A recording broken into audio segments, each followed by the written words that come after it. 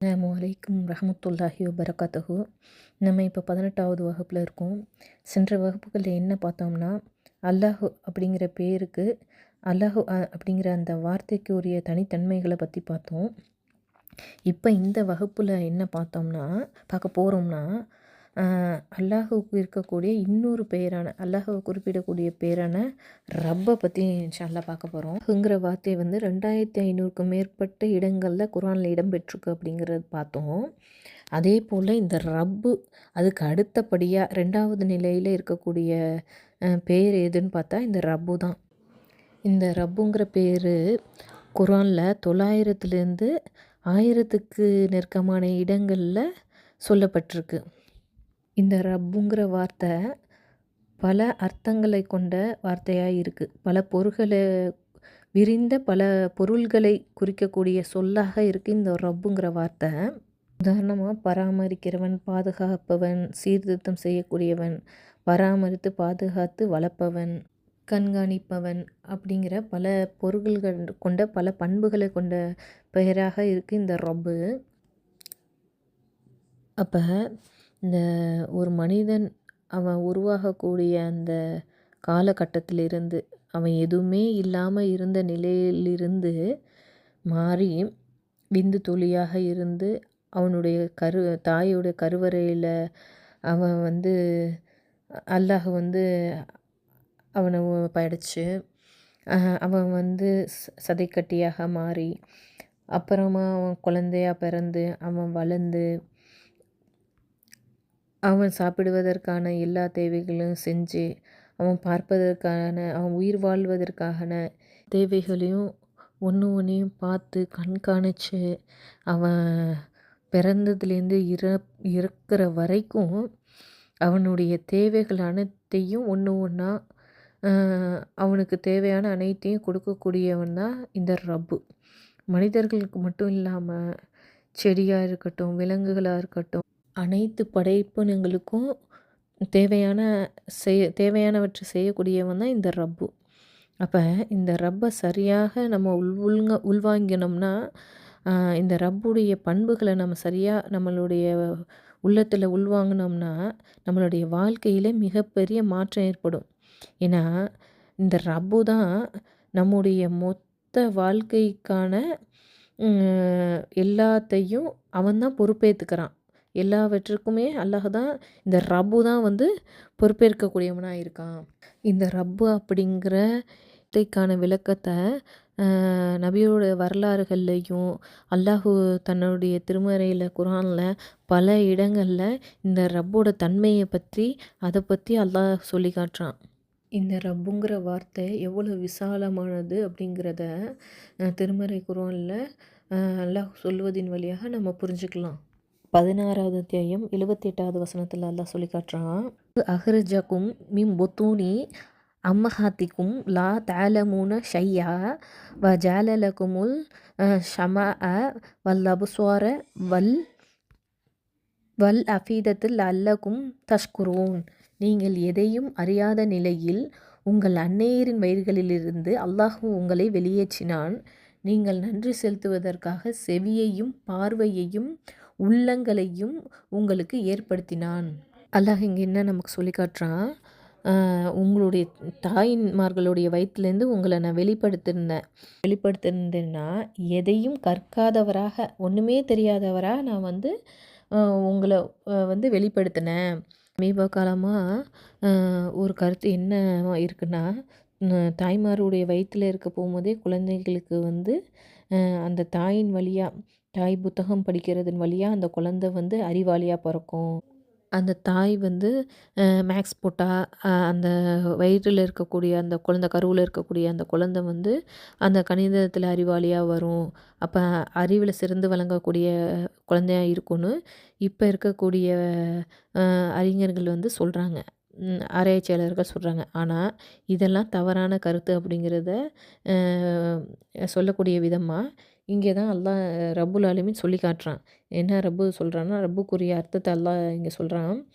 நீங்கள் எதையும் அறியாத நிலையிலிருந்து உங்கள் அன்னையின் வயிற்றிலிருந்து நாங்கள் உங்களை வெளியேற்றினேன் அப்படின்னு சொல்கிறான். அப்போ நீங்கள் எதுவுமே தெரியாத நிலையிலிருந்து தான் நீங்கள் வெளியில் வர்றீங்கிறத இங்கே ரப்புல் ஆலமீன் சொல்லி காட்டு. அராய்த்தும் இன்ன அஹதல்லாஹ சமாய்க்கும் வ அபுசாரக்கும் வ ஹத்தம அலா குலூபிக்கும் இலாஹு ஹைருல்லாஹி யஹ்தீக்கும் பிஹி. உங்கள் செவி புலன்களையும் பார்வைகளையும் அல்லாஹ் நீக்கிவிட்டு உங்கள் உள்ளங்கள் மீது முத்திரையிட்டால் அதை கொண்டு வருகின்ற அல்லாஹுவை அல்லாத வேறு கடவுள் யாரேனும் உண்டா என்பதற்கு பதில் சொல்லுங்கள் என்று கேட்பீராக. சொல்கிறான், இந்த செவி புலனையும் பார்வையும் போக்கிட்டு உங்களுடைய உள்ளத்தில் முத்திரையிட்டுட்டா அதை திருப்பி கொண்டு வர்றதுக்கு இந்த ரப்புல் ஆலமீனை தவிர வேறு யாராவது கடவுள் இருக்காங்களா அப்படின்னு இந்த ரப்பே அல்லாஹுவே சவால் விட்டு இந்த கேள்வியை கேட்குறான். இந்த ரப்புல் ஆலமீனுடைய தன்மையை நம்ம புரிஞ்சுக்கணும் அப்படிங்கிறதுக்காக இங்கே அல்லாஹ் இந்த வார்த்தையை அல்லாஹ் கேள்வியாகவே கேட்குறான். இந்த ரப்பை தவிர யாரும் உங்களால் இது செய்ய முடியாது, வேறு ஒரு கடவுள் இல்லை அப்படிங்கிறதே இங்கே அல்லாஹ் சவால் விட்டு சொல்கிறான். அதே போல் இந்த ரப்போட பண்பை பற்றி சொல்லி கேள்வி கேட்கக்கூடிய இன்னொரு வசனமாக 27வது அத்தியாயம் அதில் 60, 61, 62 அதில் எல்லாம் சொல்லி காட்டுறான். நீங்கள் இணை கற்பிப்பவை சிறந்தவையா அல்லது வானங்களையும் பூமியையும் படைத்து வானத்திலிருந்து தண்ணீரை உங்களுக்கு இறக்கி வைத்த இறைவனா? அதன் மூலம் செழிப்பான தோட்டங்களை முளைக்கச் செய்கின்றோம். அதில் ஒரு மரத்தை கூட உங்களால் முளைக்க செய்ய இயலாது. அல்லாஹுவுடன் வேறு கடவுள்களா? இல்லை, அவர்கள் இறைவனை மறுப்பவர்களை சமமாக கூட்டமாக உள்ளனர். இங்கே ரப்புடைய தன்மையை அல்லாஹ் சொல்லி காட்டுறான். ரப்பு எப்பேற்பட்டவன், என்னென்னலாம் செய்கிறான் அப்படிங்கிறத இங்கே அல்லாஹ் ரப்பு கேள்வி கேட்குறான். நீங்கள் இணை கற்பிப்பவை சிறந்தவையா அல்லது இந்த வானத்தை படைச்சு இந்த பூமியை படைச்சு அதில் வானத்திலிருந்து மலையை உங்களுக்கு இறக்கி வைத்த அதன் மூலம் அந்த செழிப்பான தோட்டங்களை, அதாவது செடி கொடி மரம் எல்லாத்தையும் முளைக்க வச்ச உங்கள் இறைவன் சிறந்தவனா இல்லைன்னா வேறு கடவுள்களாலா? அந்த கடவுள்களால் ஒரு மரத்தை கூட முளைக்க வைக்க முடியாது. ரப்பை தவிர யாராலையும் ஒரு மரத்தை கூட முளைக்க வைக்க முடியாது, ஒரு விதையை கூட முளைக்க வைக்க முடியாது அப்படிங்கிறத இங்கே அல்லாஹ் கேள்வியாக கேட்டு ரப்பு என்னென்னலாம் நமக்காக அருள் புரிஞ்சிருக்கான் செய்கிறான் அப்படிங்கிறத இங்கே சொல்லி காட்டுறான். அடுத்தது அந்த ரப்பை பற்றி அவன் என்னென்னலாம் நமக்கு செய்கிறான், என்னென்னலாம் நமக்கு அருளாக வழங்கியிருக்கான் அப்படிங்கிறத இங்கே படைப்பினங்களுக்காக அல்லாஹ் என்ன செஞ்சுருக்கான், ரப்பு என்ன செஞ்சுருக்கான் அப்படிங்கிறத அடுத்த வசனத்தில் சொல்கிறான். நீங்கள் இணை கற்பித்தவை சிறந்தவையா அல்லது பூமியை வசிப்பிடமாக்கி அதிலேயே ஆறுகளை உருவாக்கி அதற்கு முளைகளையும் அமைத்து 2 கடல்களுக்கிடையே தடுப்புகளை ஏற்படுத்தியவனா அல்லது வேறு கடவுள்களா? அவர்களில் அதிகமானோர் அறிவதில்லை. இங்கே ரப்பு நமக்காக என்னென்ன செஞ்சுருக்கான் அப்படிங்கிறத எப்படி சொல்லி காட்டுறான் பாருங்க. நம்ம வாழ்வதற்காக ஏற்பாடு செஞ்சு நமக்காகவே அல்லாஹ் செஞ்சுருக்கதா ரப்பு செஞ்சுருக்கதா இங்கே சொல்கிறான். அதில் ஆறுகளை உருவாக்கி அதில் மலைகளை உருவாக்கி அப்புறம் கடல்களை ஏற்படுத்தி கடல்களை உருவாக்கி அந்த 2 கடல்களுக்கிடையுமே தடுப்பை ஏற்படுத்தி உங்களுக்காக இந்த ரப்பு இந்தந்த செயல்கள்லாம் செஞ்சுருக்கான். மனிதர்களுக்காக அவங்க வாழ்வதற்காக என்னென்ன வேலையெல்லாம் பார்த்து பார்த்து ஒன்று ஒன்றா செஞ்சுருக்கேன் அப்படிங்கிறத இந்த ரப்பு நமக்காக செஞ்ச செயல்களை எல்லாம் கேள்வியாகவே கேட்குறான். இந்த ரப்பு சிறந்தவனா இல்லை வேறு கடவுள்களா? என்னென்னலாம் நான் உனக்கு செஞ்சுருக்கேன் அப்படின்னு சொல்லி அல்லாஹ் இங்கே சொல்லி காட்டுறான். அடுத்த வசனத்தில் எல்லாம் சொல்கிறான், ரப்பு சொல்கிறான், நீங்கள் இணை கற்பிப்பவை சிறந்தவையா அல்லது நெருக்கடியை சந்திப்பவன் பிரார்த்திக்கும்போது அதற்கு பதிலளித்து துன்பத்தை போக்கி உங்கள் பூமியில் வழித்தோன்றல்களாக ஆக்கியவனா? அல்லாஹுடன் வேறு கடவுள்களா? குறைவாகவே சிந்திக்கிறீர் அப்படின்னு அல்லாஹ் சொல்லி காட்டுறான். அல்லாஹு அக்பர். நம்ம குறைவாக தான் சிந்திக்கிறோம். ரப்ப பற்றி நம்ம அதிகமாக சிந்திக்க மாட்டேங்கிறோம் அப்படின்னு இங்கே அல்லாஹ் சொல்லிட்டு அல்லாஹ் சொல்கிறான், உங்களுக்கு நெருக்கடி ஏற்படும்போது நீங்கள் என்னத்தை தான் பிரார்த்திக்கிறீங்க, அந்த ரப்புட்ட தான் பிரார்த்தனை செய்கிறீங்க. அந்த ரப்பு வந்து அந்த நெருக்கடியில் உங்களுக்கு பதிலளித்து அந்த அந்த கஷ்டமான சூழ்நிலையில் அந்த துன்பத்திலேருந்து உங்களை வந்து அந்த துன்பத்தை நீக்கி பூமியில் வந்து உங்களுடைய நீங்கள் சந்தோஷமாக வாழ்ந்து வழித்தோன்றல்களை உங்களை அதுலேருந்து உருவாக்குன சந்தோஷமாக வாழுங்க அப்படின்னு அந்த உங்களுக்கு பூமியில் வழித்தோன்றல்களை ஏற்படுத்திய இந்த இறைவனை சிறந்தவனா இல்லை வேறு கடவுள்களான அல்லாஹ் எப்படி மனிதனுக்கு செய்யக்கூடிய ஒன்றையும் ரப்புல் ஆலமீன் பார்த்து பார்த்து செஞ்சுருக்கான். ரப்புக்குரிய பண்புகளை பற்றி இங்கே சொல்லி கேள்வி கேட்டு ரப்புக்கான தன்மையை இங்கே விளங்க வச்சுருக்கான். மேலும் அடுத்தடுத்த வசனங்கள்லேயும் ரப்பு நமக்கு என்னென்ன செஞ்சுருக்கான் அப்படிங்கிறத ஒன்று ஒன்றா சொல்லி அதை கேள்வியாக கேட்டிருக்கான்.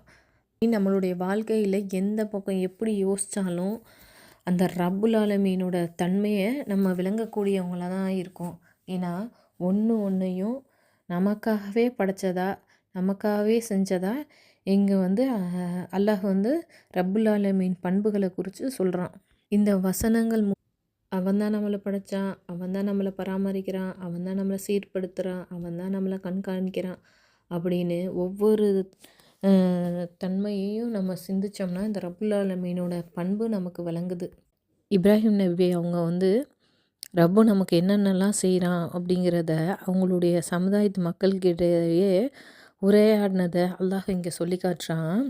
26வது அத்தியாயம் 69வது வசனத்துலேருந்து 87வது வசனம் வரையும் சொல்கிறாங்க. இப்ராஹிம் நபி கேட்குறாங்க அந்த மக்கள்கிட்ட, எதை நீ வணங்குகின்றீர்கள் என்று தமது தந்தையிடமும் தமது சமுதாயத்திடமும் அவர் கேட்டபோது, நாங்கள் சிலைகளை வணங்குகின்றோம், அவற்றை வணங்குவதில் உறுதியாக இருக்கின்றோம் என்றனர். நீங்கள் அழைக்கும்போது இவை செவியுறுகின்றனவா அல்லது உங்களுக்கு நன்மை தீமை ஏதேனும் செய்கின்றனவா என்று அவர் கேட்டார். அவ்வாறு இல்லை, எங்கள் முன்னோர்கள் இவ்வாறு செய்வதைக் கண்டோம் என்று அவர்கள் கூறினர். அகிலத்தின் இறைவனை தவிர நீங்கள் முந்திச் சென்ற உங்கள் முன்னோர்களும் எதை வணங்குவார்களோ இருக்கின்றார்களோ என்பதை நீங்கள் கவனித்தீர்களா? அவை எனது எதிரிகளாகும். அவனே என்னை படைத்தான்.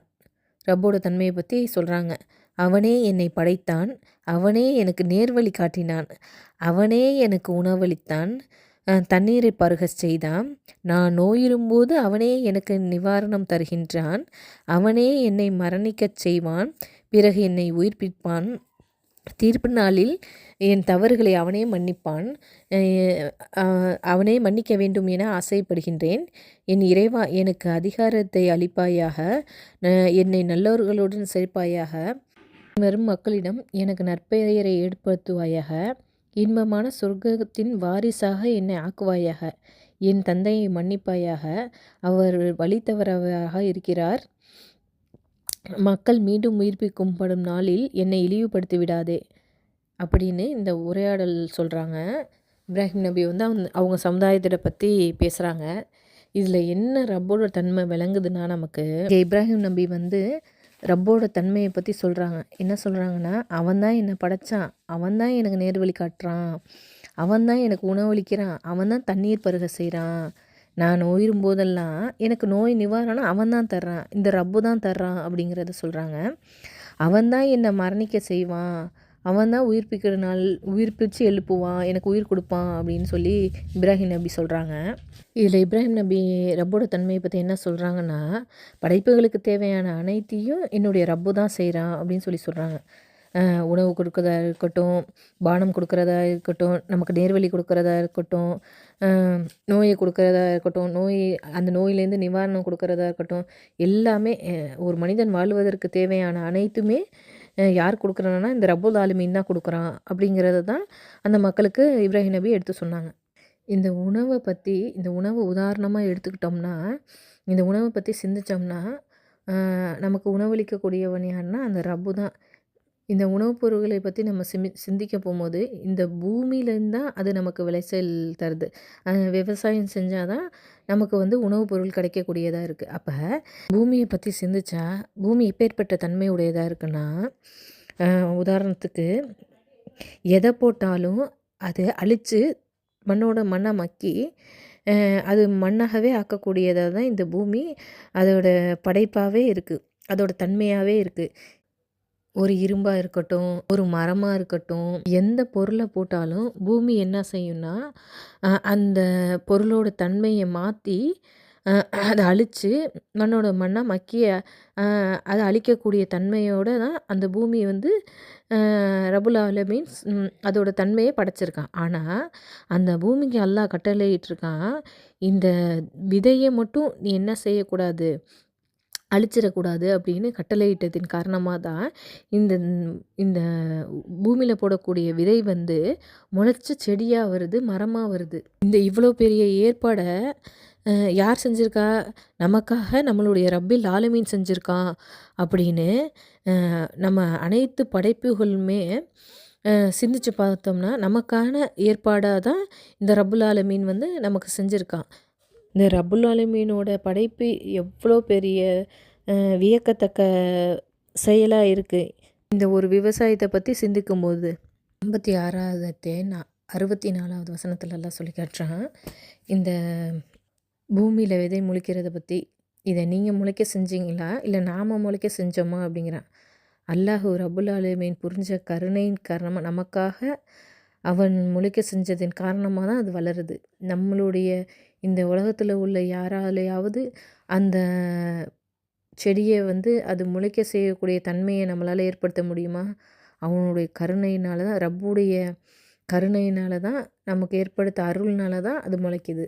இதுவே ரப்புல் ஆலமீன் அவனுக்குரிய பண்பை எப்படிப்பட்ட பண்பு, சிறந்த பண்பாக அவன் இருக்கான் அப்படிங்கிறது, அந்த ரப்புக்கான பண்பை இந்த உணவு சிந்திச்சாலே நம்ம வந்து அந்த ரப்புடைய பண்பை விளங்க முடியுது. அதுக்கப்புறம் இந்த எறும்பை பற்றி நம்ம செஞ்சிட்டோம்னா, இந்த பூமியில் வந்து அல்லாஹ் சுப்ஹானஹு வ தஆலா வந்து எதை போட்டாலும் இந்த பூமி அழிச்சிரும் அப்படிங்கிற பண்போடு தான் பூமிக்கு கட்டளையிட்டிருக்கான் அப்படின்னு பார்த்தோம்ல. ஆனால் இந்த எறும்பு வந்து இந்த மழை நேரங்களில் வந்து அதோட உணவுக்காக தானியத்தை சேர்த்து வச்சுக்கும். அதோடைய பாதுகாப்பு அறையில் வந்து அரிசியோ பருப்பையோ எதையோ வந்து அது வந்து சேமித்து வைக்கக்கூடியதாக இருக்குது. அப்போ அப்படி பூமியில் அது சேர்த்து வைக்க போகும்போது அது முளைச்சி வெளியேறும் தானே. அது முளைச்சி அல்லாஹ்வுடைய ரப்புல் ஆலமீனோட இதால் முளைச்சி வெளியே வந்துடும் தானே.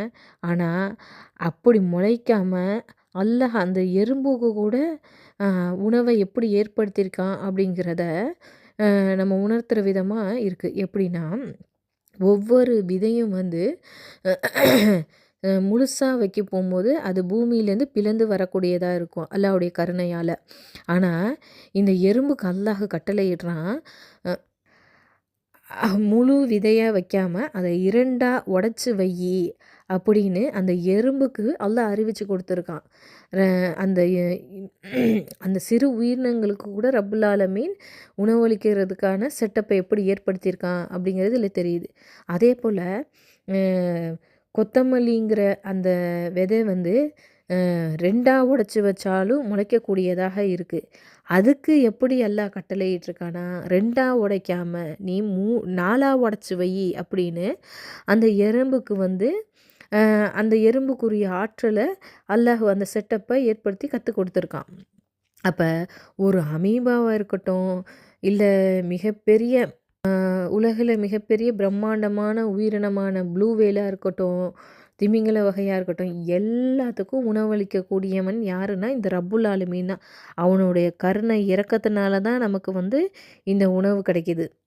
உதாரணமாக ஒரு தாய் வந்து குழந்தைக்கு கொடுக்கக்கூடிய பாலை சிந்திச்சோம்னா, அந்த ரப்புல் ஆலமீன் எவ்வளோ பெரிய கருணையாளன், எவ்வளோ பெரிய மகா அருளுடையவன் அப்படிங்கிறது புரியும். ஏன்னா எப்போதுமே குழந்த பிறந்தோடனே தாய்க்கு வந்து தாய்ப்பால் சுரக்க ஆரம்பிச்சிடும். அதை அந்த பாலை அல்லாஹ் முதல் நிலையாக அடுத்த நிலையாக எப்படி ஏற்படுத்தி கொடுக்குறான்னா, அந்த தாயிடமிருந்து முதல்ல வரக்கூடிய அந்த பாலை வந்து திரவ நிலையில் அல்லாஹ் வெளியேற்றுறான். அந்த குழந்தை போய் பசியோட அந்த பாலை அருந்தும்போது அது திரவ நிலையில் தண்ணீர் மாதிரி வெளியேறக்கூடிய நிலையை ஏற்படுத்தி அந்த பசியை ஆறுனதுக்கு அப்புறம் அதுக்கப்புறம் தாய்ப்பால் சுரந்து அது வேறு தன்மையோட வந்து குழந்தைக்கு வந்து பசியை போக்கக்கூடியதாக இருக்குது. இந்த தாய்ப்பாலை பற்றி சிந்திச்சோம்னா குழந்தைக்கு எதிர்காலத்தில் கிடைக்கக்கூடிய இந்த தாய்ப்பால் அல்லாஹ் வந்து 2 வருடங்கள் முழுமையாக கொடுக்க சொல்லி அல்லாஹ் கட்டளையிடுறான். இயன்றவங்களுக்கு கொடுக்கணும் அப்படின்னு சொல்லி அல்லாஹ் சொல்லி காட்டுறான். அப்படி கொடுக்க போகும்போது அந்த குழந்தை வந்து பருவ வயது அடைஞ்சு அது அவர் இறக்கும் வர அவங்க உடலில் ஏற்படக்கூடிய எதிர்ப்பு சக்தியை கொடுக்கக்கூடிய ஆற்றலை அந்த தாய்ப்பால்லேருந்து அல்லாஹ் ஏற்படுத்தியிருக்கான். அந்த தாய்ப்பால் எப்படி சுரக்குதுன்னா, அதாவது வெயில் காலத்தில் ஒரு விதமாகவும் குளிர்காலத்தில் ஒரு விதமாகவும் தட்பவெட்ப நிலைக்கு ஏற்றாற் போல் அந்த தாய்ப்பாலோட தன்மை வந்து வேறுபடக்கூடியதாக அந்த ரப்புல் ஆலமீன் ஏற்பாடு செஞ்சுருக்கான். அதே போல் குழந்தைங்களுக்கு ஏற்படக்கூடிய குறைகளை ஏதாவது அந்த குழந்தைக்கு வந்து சத்து குறைபாடோ இல்லை எதிர்ப்பு சக்தி ஏதோ குறைவாக இருந்துச்சுன்னா அது அந்த குழந்தைகிட்டேருந்து அந்த தாய்க்கு வந்து அதனுடைய உணர்வு சக்தி மூலியமாக உமிழ்நீர் மூலியமாக அந்த தாயோட உடலுக்கு சென்று அந்த குழந்தைக்கு தேவையான எதிர்ப்பு சக்தியோடு அடுத்த முறை பால் குடிக்கும்போது அந்த எதிர்ப்பு சக்தியோடு அந்த தாய்ப்பாலை சுரந்து அந்த குழந்தைக்கு தேவையான அனைத்து சத்துக்களோடு அந்த தாய்ப்பாலை சுரக்க செஞ்சு அல்லாஹ் அந்த குழந்தைக்கு தேவையான அனைத்தையும் அந்த தாய்ப்பால் மூலியமாக அந்த குழந்தையோட தேவை நிறைவேற்றக்கூடியதாக இருக்குது. இந்த அனைத்து செட்டப்புகளையும் அனைத்து ஏற்பாடுகளையும் இந்த ரப்புல் ஆலமீன் தான் செஞ்சுருக்கான். மனிதன் வாழ்வதற்கு தேவையான அனைத்தையுமே அல்லாஹ் படைச்சிருக்கான் அப்படிங்கிறது மிகப்பெரிய ஒரு சான்றாக அமையுது.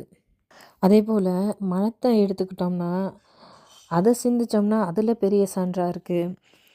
ஒரு மனிதரோட மலத்தில் உடலில் ஏற்படக்கூடிய அத்தனை குறைபாடுகளையும் கண்டறியக்கூடிய ஒரு திறனை அந்த மலத்தில் வச்சுருக்கான். அது மட்டும் இல்லாமல் அந்த ஒரு மனிதனுடைய அனைத்து செயல்களையும் மனநிலைகளையும் அந்த மலத்தை வச்சு ஆராய்ச்சி செஞ்சோம்னா அதுலேருந்து அறியக்கூடியதாக அல்லாஹ் வந்து அந்த ஏற்பாடுகளை செஞ்சு வச்சுருக்கான். அது மட்டும் இல்லாமல் நம்ம வந்து உமிழ்நீரை பற்றி சிந்திச்சோம்னா அந்த உமிழ்நீர் வந்து அதிகமாக சுரக்காமல் குறைவாக சுரக்காமல் நம்ம பேசுவதற்கு ஏற்ப அல்லாஹ் வந்து நமக்கு உண்டான அந்த ஏற்பாடுகளை செஞ்சு வச்சுருக்கான். ஒவ்வொன்றையும் பார்த்து பார்த்து நுணுக்கமாக அல்லாஹ் வந்து அந்த ரப்புல் ஆலமீன் வந்து நமக்காகவே ஏற்பாடு பண்ணி வச்சுருக்கான். சிந்தனை செய்ய செய்ய ரப்போட மகத்துவம் வந்து நமக்கு புரியும். ரப்போட மகத்துவம் நமக்கு புரிஞ்சிச்சுன்னா நமக்கு உறுதியான நம்பிக்கை பிறக்கும், கம்பீரம் கிடைக்கும். உதாரணத்துக்கு மூசாவுடைய வரலாறில் இந்த கடல் பிளப்பு சம்பவத்தை சொல்லி காட்டும்போது அல்லாஹ் சொல்லி காட்டுறான். 26வது அத்தியாயம் 60